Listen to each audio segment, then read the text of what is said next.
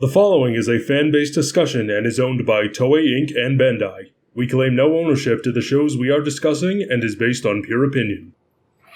Hi everybody, once again, welcome to the second episode of the Science of the Sentai effing edition. Because we're doing that this week. We're talking basically how from up through Gorenger, through Maskman, it was basically just the one thing. We'll talk a little bit about Live Man as well. We're mostly focusing on Maskman at the moment because, of course, we're going to be reviewing that next. I'm excited for it. But you can see the excitement in my face for this. Well, you're excited for the show. The show's not bad. The show. I'm talking about the side. I'm talking about for this right now. I know, it's so exciting, right? Right. Now, for the, I'm going to get the alcohol. From Gorenger up through the beginning, the very beginning of Live Man, we end up having basically the same thing. It's like there wasn't a lot of imagination. Everything was basically a transformer at this point. Or in Gorenger and Jakku's case, they basically just had these flying ships that we, saw in the 199 Hero movie and things like that. But it's like from Gorenger and Jakku, Battle Fever, not really so much Denjiman, and Sun Vulcan. It was basically, stop looking at me with that face. We basically, because we watched Battle Fever and we watched Sun Vulcan and we know enough Don't about remind me. But it's just like, for those shows, it was all military. There was really... Which I kind of miss. Yeah. Because, we hadn't really had that. Go Busters, but... Oh, they were government. I'll count Go Busters, but because that was espionage, it's not the same thing. But yeah, we had the only one that we really had that was seriously into military-esque chain of command and everything was Deca. Well, O-Ranger as well, of course. They were siblings. It's not the same. O-Ranger? Or am I getting mine? You're getting your ones mixed up. The only siblings that we've had are Magic Ranger, Go-Go 5. I was getting confused with Go-Go 5. Yeah, well, Go-Go 5 as well, because they were all rescue heroes, the Tokucast Rescue Hero series. Can you forgive me for getting them confused? No. I don't mind forgiveness. Now, from I don't care. Gorenger, Jakku, Battle Fever, and Sun Vulcan, it was basically just military. And this definitely is showing up a lot more in their mechs, so we definitely remember their mechs. Unfortunately. Especially Sun What Vulcan. is it with him in the color blue? There was a lot of blue in those first couple of them. We'll exclude Battle Fever a little bit, because that was a lot more, the Samurai suit was a lot darker. But it's just and yet the Battle Fever one was the best. It's the best out of the ones that we've done so far. And though I do like the Maskman one. The Maskman one is pretty good. We'll definitely get to that, because they're and especially because when we get to Gorenger, we're going to talk a lot more about Maskman. We're going to go back and forth between those two. Oh, good. Gee. I wonder why. Oh, good. But yeah, for Gorenger, Jakku, Battle Fever, Sun Vulcan, it was all military. And that ends up showing a lot more in the suits that they end up using and some of the transformations that they end up doing. We're not really going to end up counting Jakku's, because in fact they take 20 minutes to transform at any time. And by the time they get to where the monster is, everybody's already dead. But Jakku! What were you thinking? Yeah, and there wasn't a lot of variation between these first mini Sentai. They were all ended up being mostly vehicle-based mechs and things like that. Which I think the reason why it was all vehicle-based is, one, it shows that they could have a function without being combined as a Zord. And it also made it easier design-wise. When you're designing a toy, when you want to make something, a mech, it's better to start with something blocky. Yeah. That it can be easily manipulated. But I still think, out of all of the mechs that we've gotten over thus far, and including Maskman, the Battle Fever one is still the best. Actually, Maskman becoming my personal. In terms of aesthetics, Maskman is becoming my personal favorite. I think it's also because it's kind of like an even spread of colors, which I'll get into in the review, and it just also appeals to me as more what a Megazord is like, a Power Ranger. Yes, and we'll definitely talk about that. The nostalgia hype was so fucking real. We will definitely talk about that when we end up getting into that. Oh god, it's going to be a thing. But it's But that is not the point of the show. I do apologize. All of the ones that we even had, I don't really like vehicle-based mechs so far. And I understand, as you said, why they end up doing that. It's a lot easier to make a toy. But at the same time, Transformers and Gundam are also really popular. So it's they end up having... Was it around the same time? Yeah, because, if you end up noticing, especially because we're watching, we keep coming back to Maskman because it's fresh in our minds, but that has a truck and a trailer as their secondary mech. True. And so it's Optimus Prime. It's Optimus Prime, which is great.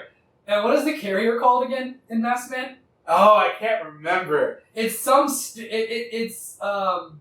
Oh, it's Turbo Ranger. Yeah, it's called Turbo Ranger, which is another series that we can't end up reviewing at the moment because it's not fun. But every time they say it, I laugh a little. Yeah, I was thinking like, y'all just reuse the name. But anyway, mostly the point of this episode is just to shed some light on, at least from Maskman back, it's always basically being the same thing where everything is a vehicle. Everything is, a lot of things are military based. Changeman being one really big and almost every transforming sequence is turn. Yep. Until even if you're riding a motorcycle, yes, they did that in Gorenger. Yep, that was in the very first episode. But it's like up to a certain point, up until Bioman, we didn't end up getting like an actual transformation sequence. So we talked about that in our review of that. Yeah. So it's like they ended up having something extremely simple, like the clothes would just end up flying onto them. A lot of the technology, or it's just laying there. Yeah, a lot of the technology at this point, it's just like a lot of stuff wasn't able to be done. And like once we the kids didn't care. Yeah. They didn't. They saw 5 adults in spandex fighting an evil monster and a giant robot. Why would they give a shit? And they ended up having a carrier mech as well. That and like the first time that ever ended up being where the carrier mech ends up being so less than the actual Zord, like Megazord itself, we'll call it that, the mech, was in Sun Vulcan. It's just, there was a lot of after the first one, there was a lot of non-originality going into these premises. And I don't miss that.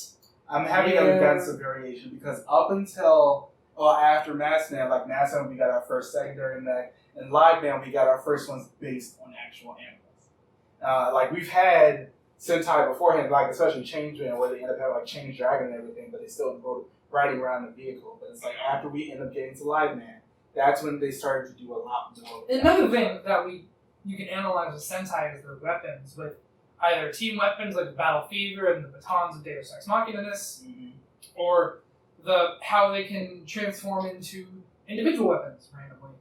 Yeah. Or like with what was it? What was the Sentai we reviewed before Maskman? Changeman. With Changeman, I think it was Changeman where they each had a piece of a bazooka as the weapon that combined into a bigger bazooka, but yet even if your weapon is the scope of the bazooka, it can still somehow be a bazooka as well.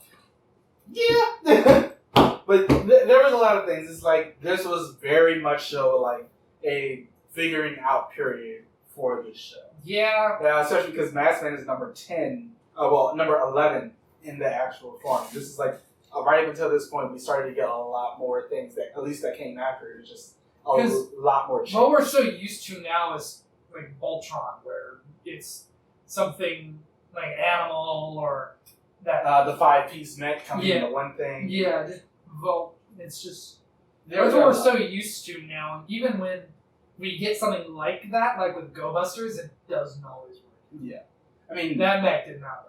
We'll talk about that because I like a part of it, but not the whole thing. But yeah, that's basically what we really wanted to talk about. We just wanted to shed some light on, the first 11 Sentai at this point, and how a lot of similarities were more part of the course for these. Yeah, at a base, it was the same thing, but with just a new shape and a new coat of paint. Because this is a brand new thing for them. They've had Kamen Rider for what? By the time of Maskman, they've had it for. I was talking about by the time of Gorenger. 4 years. They had Kamen Rider for 4 years by the time they were Gorenger.